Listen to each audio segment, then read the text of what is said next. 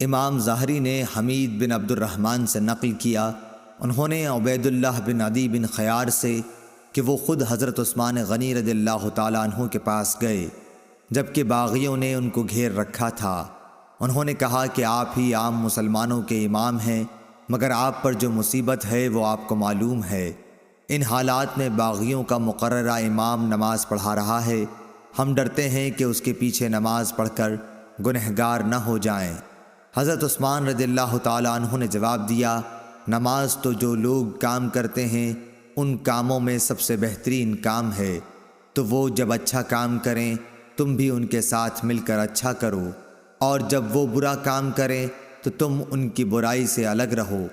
اور محمد بن یزید زبیدی نے کہا کہ امام ظاہری نے فرمایا، ہم تو یہ سمجھتے ہیں کہ ہجڑے کے پیچھے نماز نہ پڑھیں، مگر ایسی ہی لاچاری ہو تو اور بات ہے جس کے بغیر کوئی چارہ نہ ہو۔ صحیح بخاری حدیث نمبر 695۔